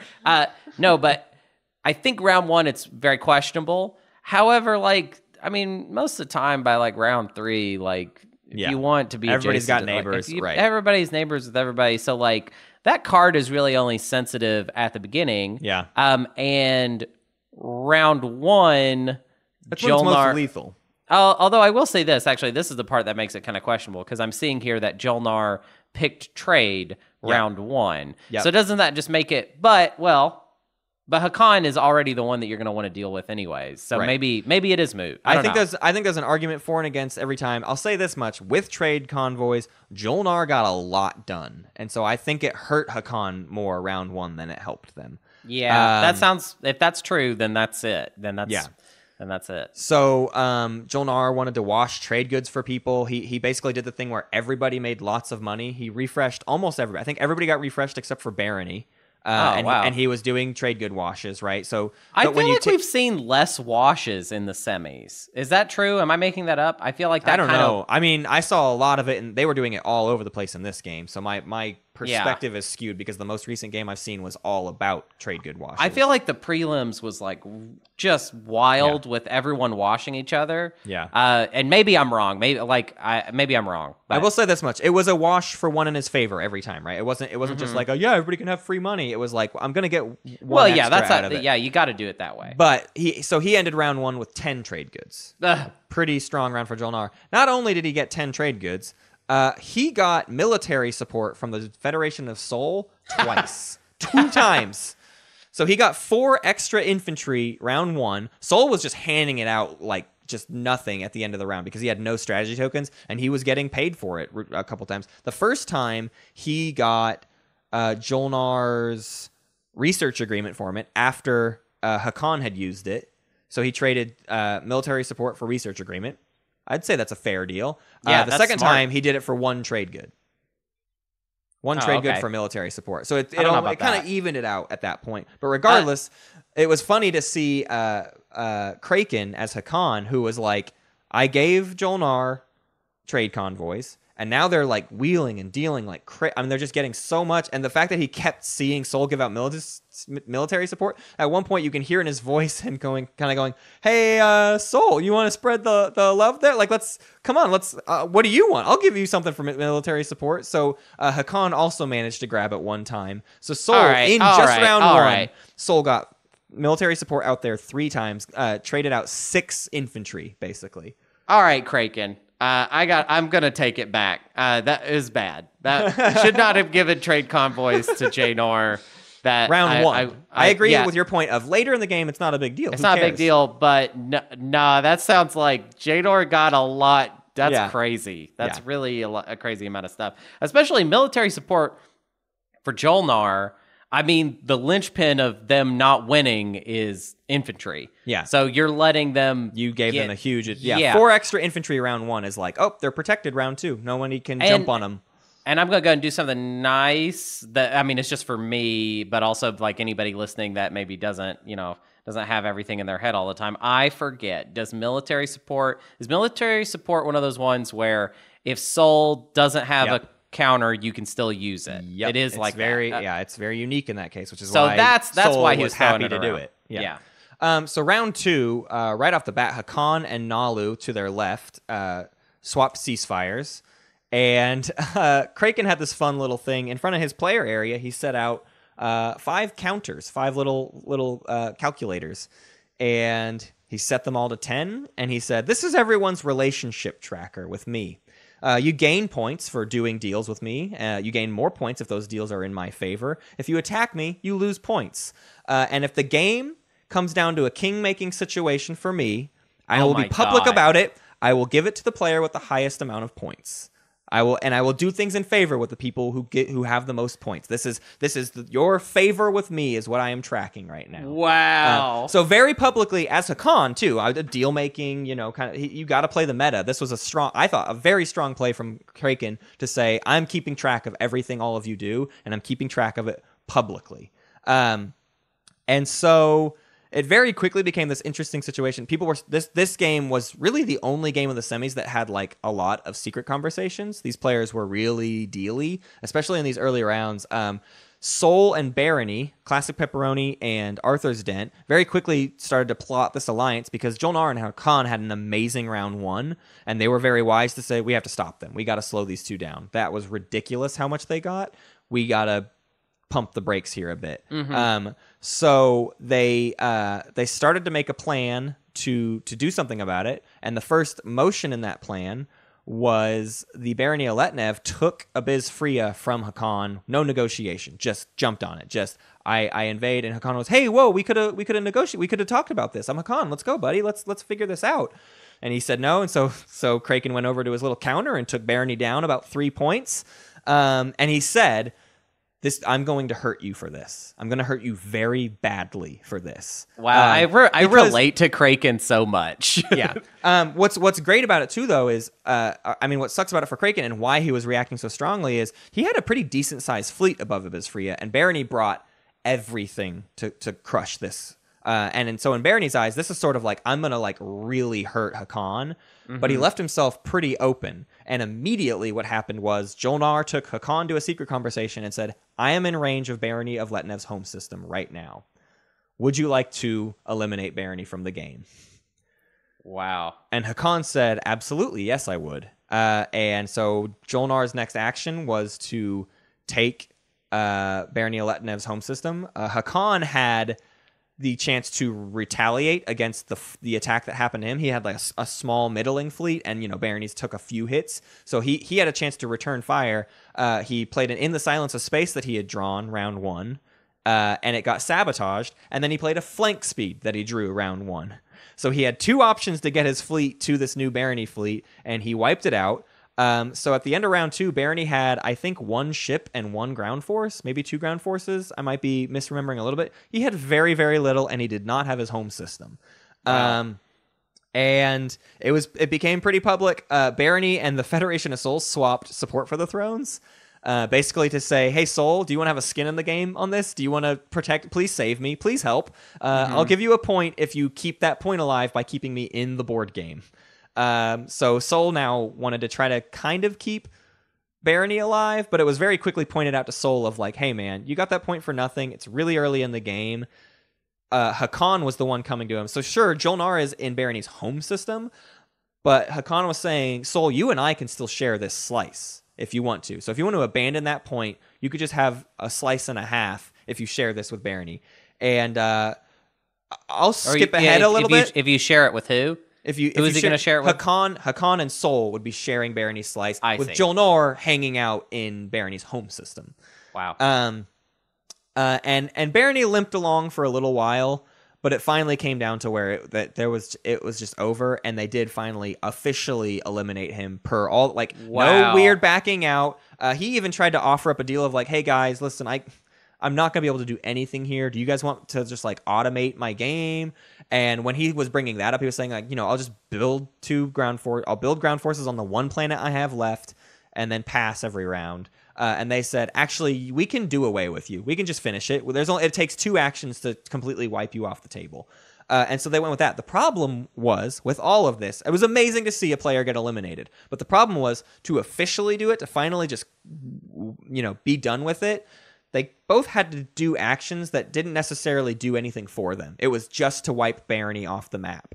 Mm-hmm. And all the while, and multiple players pointed this out, all the while, Nalu and Necro are sitting on the other side of the map, not engaging. And what always happens in these tournament games, the 2 players that don't deal on all of this early game war come out ahead, and that is exactly what started to happen. Nalu kept getting these little interesting positional strikes into Hakan, where like Hakan left a thing out, or he didn't attack and Hakan decided not to use a ceasefire. So Nalu is slowly making ground on Hakan, and Necro,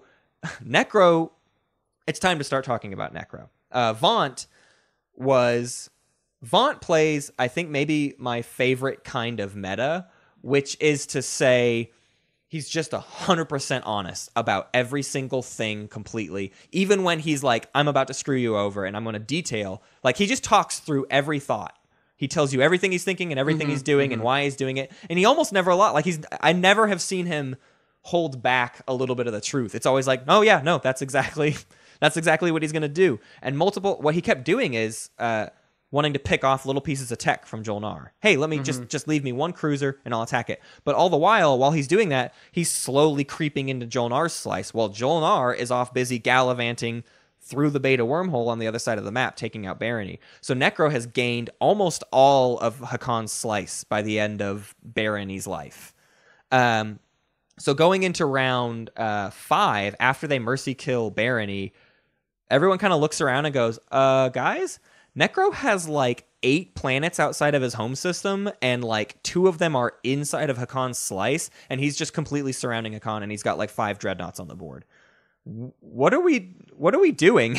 And everybody had to stop like all their weird little shenanigans on that side of the map and like start worrying about Necro, which is exactly what Vaunt did in his first game, which is slowly build up, and he got to a point in his prelim game where he had a secure shot to the victory. And the only thing that slowed him down in his prelim game is a like horribly disastrous agenda that took out almost his entire fleets, like every ship he had. But he did not have such bad luck this game, and he ended up sitting in a really strong position round 5, but not a clear chance to victory or anything. Just like, I don't know what they're going to do about Necro. He's probably going to win in round 6. And then Jolnar built their flagship in their home system. I don't think Jolnar had Unveil flagship. They just were like looking for, because Necro were barreling down them, and Jolnar had a lot of money. I think they were just looking for ways. The Jolnar home system is terrible. Oh no. You have 4 production capacity, so they were just trying to get the most bang for their buck, and they built their flagship while Necro had destroy their greatest ship. No. And I think their public objective they needed to score was something very easy. It was tech. It was Necro with a lot of tech, and it was 3 unit upgrades, which they had easy. They had that round 3. So how wild was Necro's tech game in this? Because we have a Necro and a Jolnar, and it sounds like there was a lot of fighting between. If you'll ask the players, it was absolutely insane how much tech Necro had. Necro had 3 unit upgrades, probably round 3. And he was 1 tech away from 2 and 4 colors. He had every single tech objective on lockdown. He was not far away from 4 and 1 color, and he was 1 away from 1 faction tech, copying other people's faction techs, right? So his tech game was completely insane. It sounds like he was like 1 away from basically basically anything. What was really interesting actually was peeking ahead. The second stage 2 agenda or objective was 2 and 4 colors, but the only factions at the table that were probably ever going to research red tech were Barony, who is dead, and then Jolnar. And so Jolnar would have to just see that if they get their second red tech is what it would be. If Jolnar decides to get plasma scoring, they give Necro the chance to get plasma scoring. So it was going to turn into a situation where it's like, do or don't you? What's the play? Right. But it never even came down to that because 3 unit upgrades was the first one up, and they were just swimming in tech, and everyone saw they had too much tech. So it all came down to what was their secret. And Necro had unexpected action and warfare, and had parked a big fleet near Jolnar's home system. So all he had to do was lift that and go attack the flagship. But it was a scary fight. We did the math a couple times because it kind of kept changing. And with what he had nearby, it was like a 40% chance to win. Now, he could have warfared and unexpected action some cruisers and like added to fleet supply. So he could have improved his odds, but it was still a risky gambit. Yeah.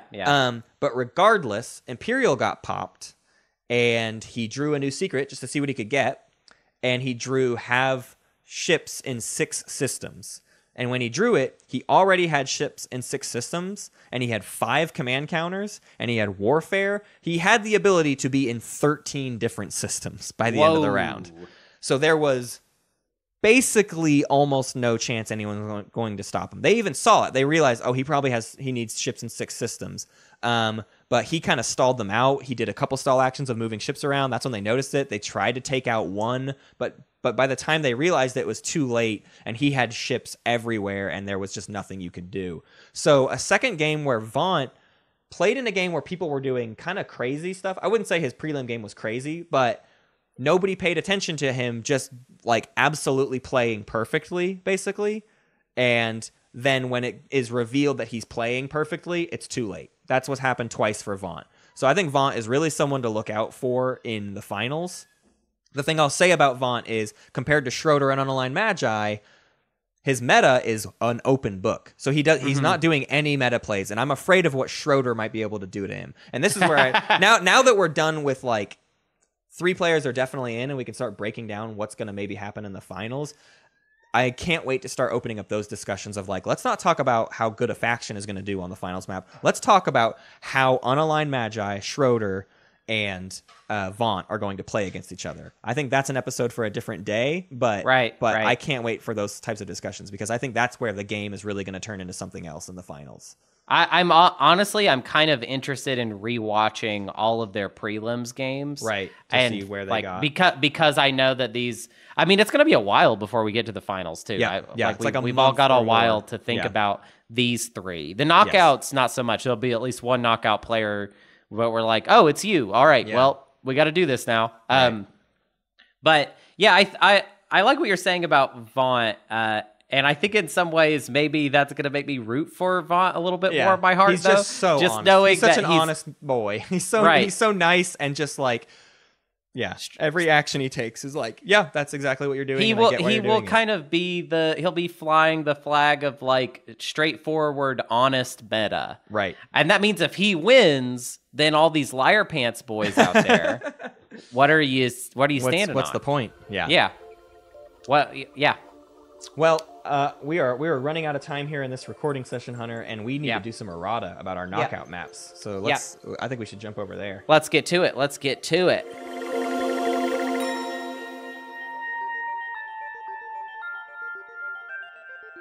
All right, so welcome to errata, baby. Our first errata is from Shark, also not atheism. These are two people that brought up essentially the same point. Yeah. But we'll use Shark's phrasing.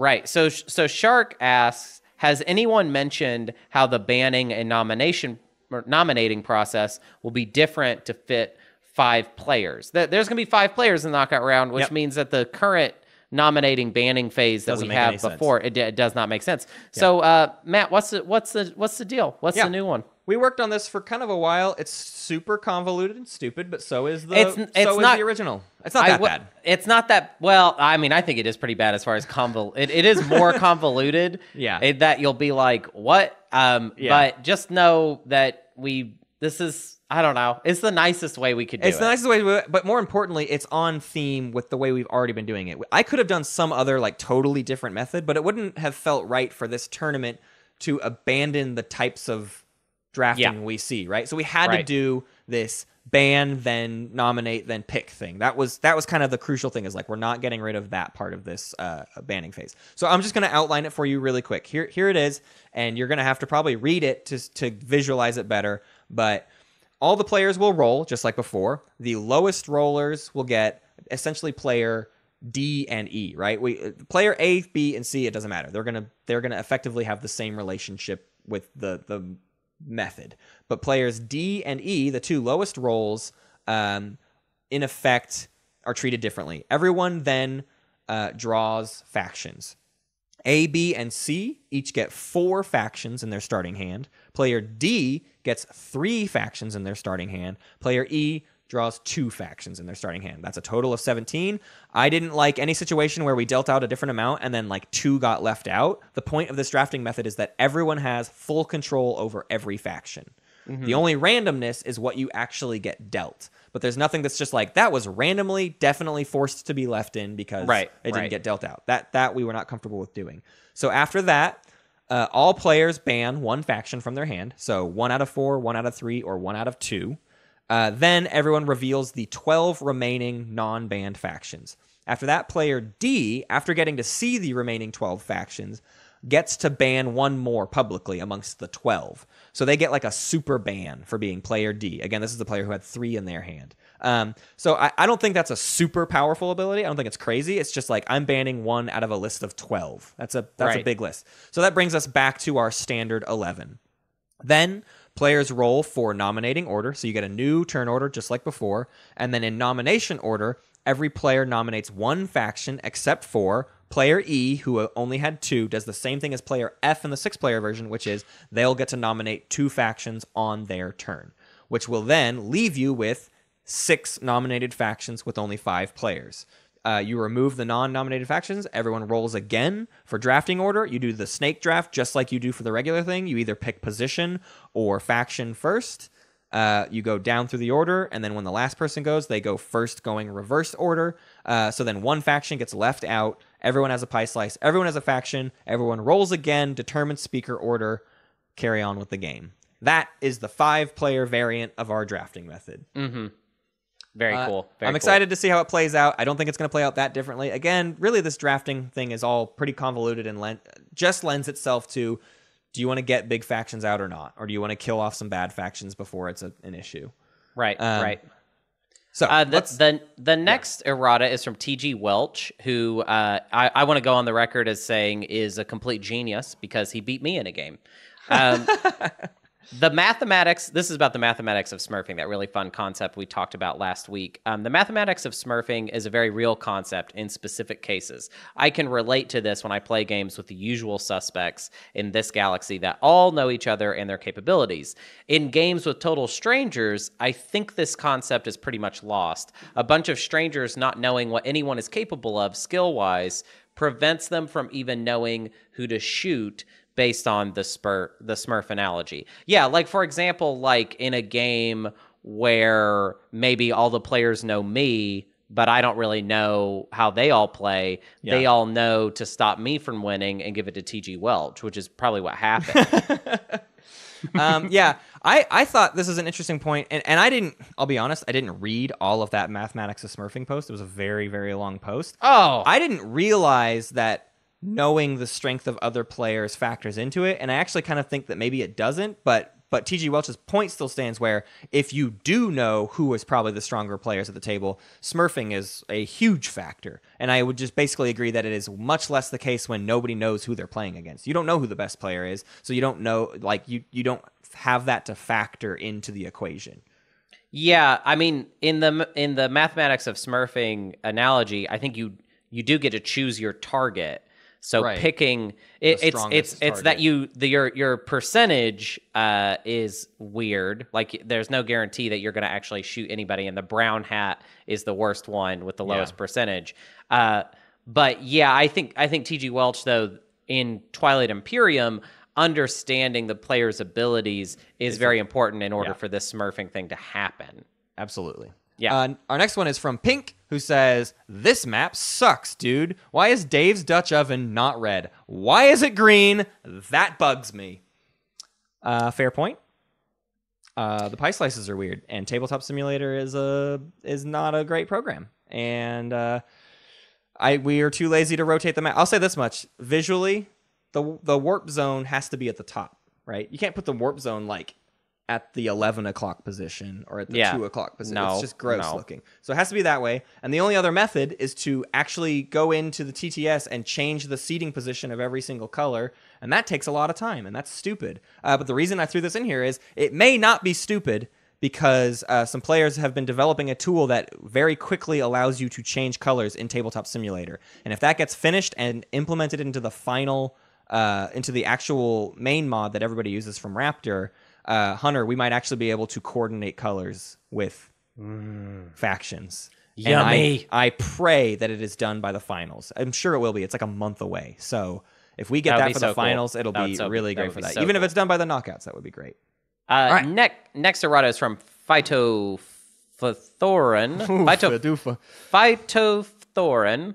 I think I nailed it. I personally am looking forward to later maps that maybe do not have the symmetry of these tournament maps. I enjoy your breakdown of maps, and it has given me a new eye to evaluate how to play on any map going forward. Yeah, we would love to do more episodes in the future after the tournament arc is finished about just throwing a map out there. Like maybe in Mac We Trust has some new weird map, and he comes on again to talk about it, and we break a new map down. I think giving the slices nicknames is really fun. And I think that I would like that tradition to kind of just like carry out. Yeah. Like I think if you make a custom map, just give them nicknames. Give them nicknames. Yeah. Why not? I'm also excited to, as they point out, I'm excited to stop making symmetrical maps. Every map on this tournament has had a very strict symmetrical rule, and that was by design for this tournament. That's not necessarily always going to be the true, and I want to see what else we can do. Like, I feel like I've now seen everything I can do with symmetry with these map tiles. Until we get more map tiles, there's nothing else that can really be done besides just like making slight minor shuffles. But in terms of like the types of maps you can have that are still symmetrical, this tournament I feel like has explored the options for what I want to see in maps personally. Yeah. So I'm excited to try doing more maps that are just like, all right, let's throw it out. Let's completely come up with new ideas that do not have to require any sort of tournament symmetry. I want to make some grudge maps. I can't wait to do a map for the 6 players in the finals game after the finals has been determined. I want to do another game like 6 months later where we bring them all back and make them play on some stupid, crazy map that forces them to not play logically. I think that sounds really fun, and we'll break that map down for sure. All right, that's all the errata. Rundown time. Rundown time. You can rate us. Please rate us on iTunes and Apple Podcasts and any other app for that matter. But iTunes is really important. I've been trying to get on this bandwagon a lot more recently. The ratings are a really, really important thing. And we always say this, but I feel like I want to drive the point home this week of we're starting to see some like real benefits from us having a high rating. We're getting more visibility, and it allows us to do more. This tournament, in part, being a big part of that. If you guys want to have bigger tournaments in the future, Twilight Imperium needs to be a bigger game. And for me, sharing our podcast helps with that. Obviously, you should just share Twilight Imperium with more people. But if you share our podcast, it's more people listening to us and more people that want to engage in future tournaments. So I really want to encourage you to get onto iTunes. Even if you don't listen to our podcast on iTunes, go hop on iTunes, subscribe to it, and give us a rating because it really helps a lot in the podcast world. Also, this is a weird one, unique little instance in time we're in. Board Game Geek, that website we always tend to kind of trash. We really we love it. We love it. Shut up. No, it's a great website. Board Game Geek is very important to us. We love it. We love it. And they are doing their Golden Geek Awards currently. The nominations are open. They're only open for a couple more days. You have until March 14th to go on there and find the nomination page where you can nominate Best Podcast. We would really love it if you nominated us for best podcast. How cool would it be? If you think we're the best. If you think we're the best. I'll say this much. You can nominate up to 10 things. The nomination precedes the actual voting on the final, like, top 10. You can nominate 10 factions. So are we in your top 10 favorite podcasts? Are we in your top 10 favorite board gaming podcasts? If so, please go to boardgamegeek.com/geekawards/boardgame. Then you have to click on the podcast tab and then scroll through the list down to Space Cats Peace Turtles, add us to it, and hit submit. And help us show that Twilight Imperium is the best game ever because it has the best board game podcast for 2018 or 2019. I think this is the 2018 awards. So the best podcast of 2018. If that was the Twilight Imperium podcast, how cool would that be? That's what we want, and we now care about Board Game Geek again. It's super important to us. For a second, I want to just a real quick note though. For those of you that don't use Board Game Geek but are really sweet and like our show, and then you go to this website, you will find out that you need some Geek Gold, which is like a currency that Board Game Geek uses. You can buy it with money.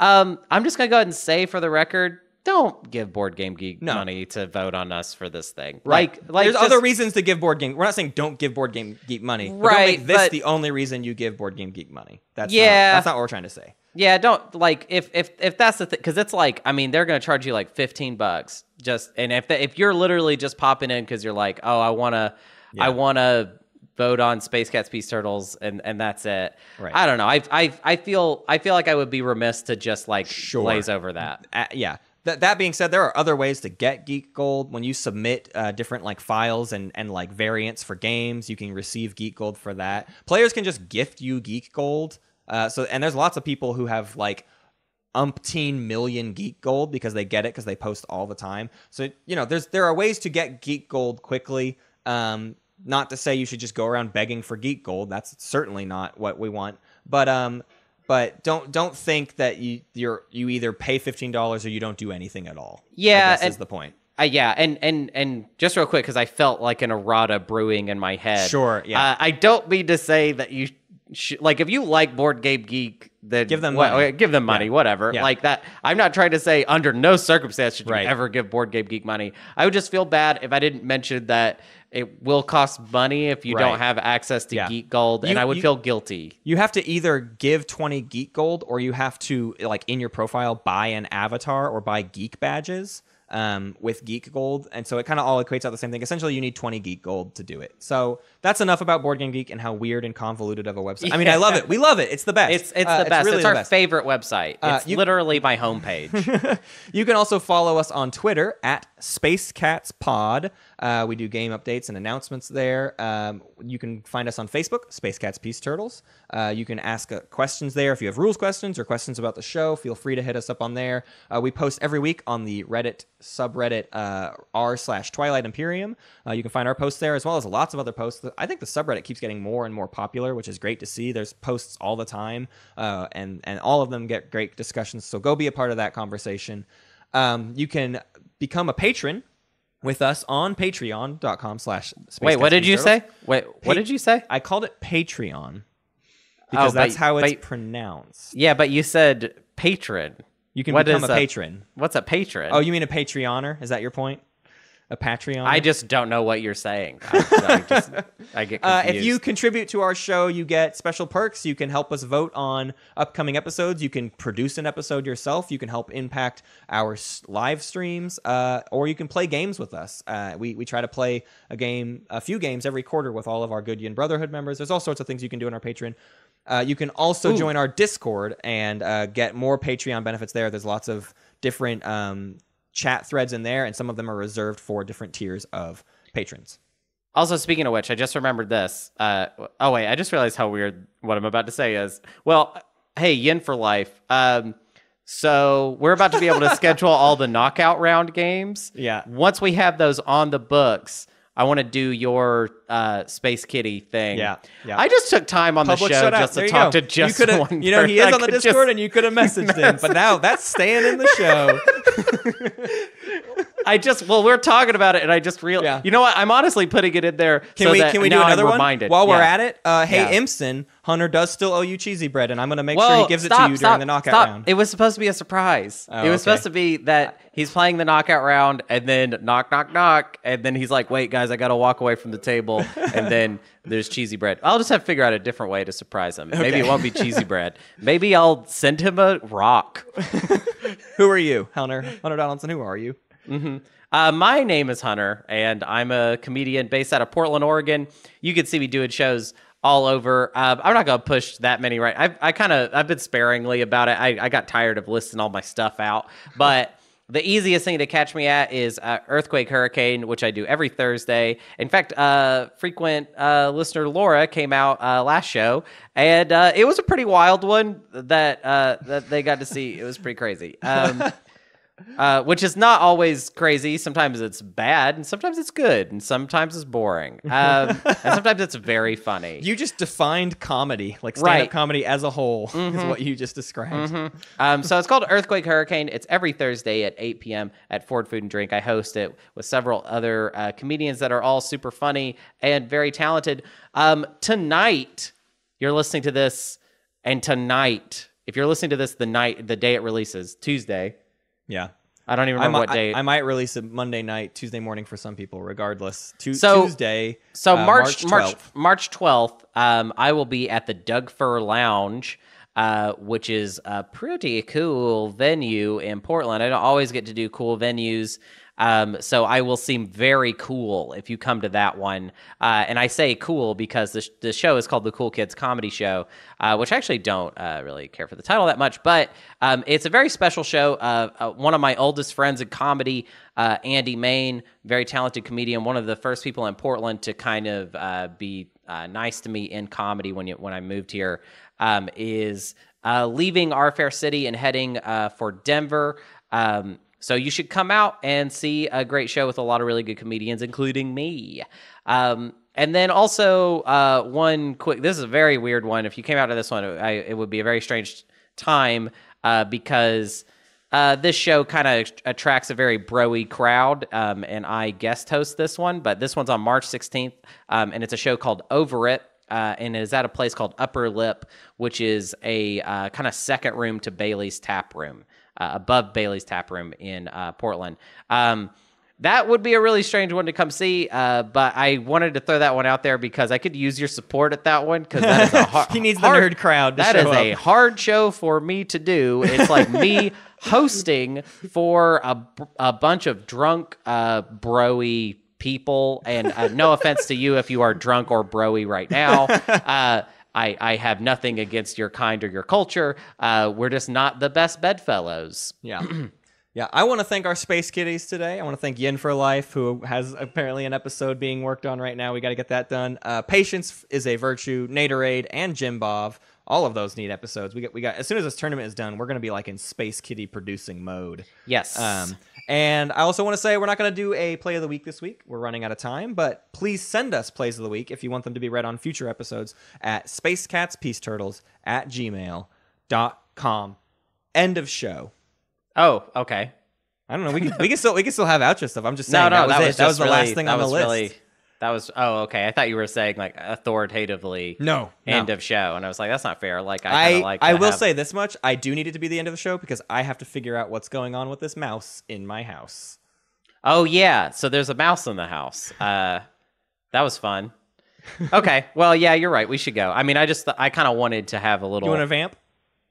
I mean, not anymore. Now I've kind of lost. I don't really want to now, but when you didn't want to, I kind of wanted to. But now that you know what? Now that I'm looking at it, and I actually really gotta go. I gotta go right now. I'm sorry, dude. I gotta go. But yeah, I would stay and do a little more, but I really gotta go right now. So sorry. Yeah, I'm gonna have to. Oh, can you hear my cat? My cat's meowing. Yeah, I'm gonna have to feed the cat. So sorry. Gotta go. See you later, dude.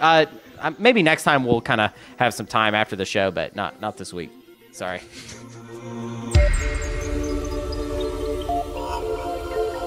Thank you for listening to Space Cat's Peace Turtles, and thanks to Ben Prunty for the use of his music.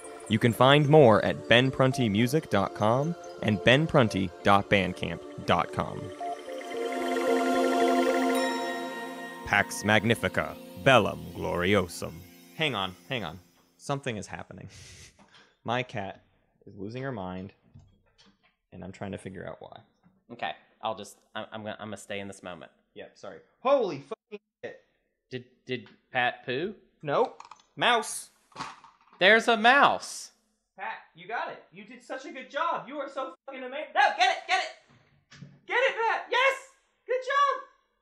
Now murder it. How do you do that? How do you murder the mouse? No, get it. Quit setting it down, you dink. This is insane. Where'd it go? This has got to go in the show.